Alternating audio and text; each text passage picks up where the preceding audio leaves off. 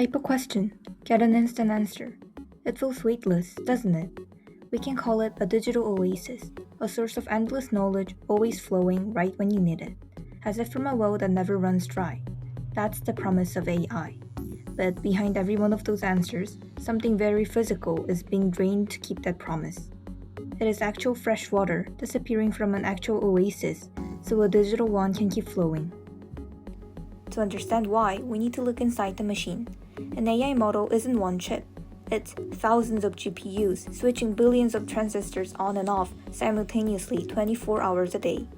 Nearly all of that electrical energy becomes one thing: heat, concentrated onto a surface smaller than the palm of your hand. So, how do engineers remove that heat? Through evaporation. When water turns into vapor, it absorbs an enormous amount of energy in the process. That's why sweat cools your skin. Data centers use the same principle at an industrial scale. Warm water is pumped through the servers, then sprayed inside a cooling tower, where it evaporates into the air and carries the heat away with it. According to a 2023 study from the University of California, roughly 80% of the water pumped into these cooling towers doesn't come back. It evaporates, and it's gone. Researchers calculated it precisely. Generating just 10 to 50 medium-length AI responses consumes about 500 milliliters of clean fresh water for cooling. Every chat window is quietly connected to a water tap somewhere on this planet. And that's just from using AI. Training one large model like GPT-3 evaporated over 700,000 liters of fresh water in Microsoft's own data centers, gone into thin air.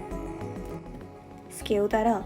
By 2027, global AI demand could withdraw up to 6.6 billion cubic meters of water in a single year. More than 4 to 6 countries, which is the size of Denmark, would consume annually. This is not a local issue, it's a planetary one. So, if the numbers are this large, why have you never heard about it?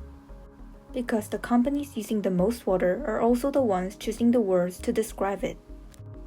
Google reports it replenished 64% of what its data centers consumed.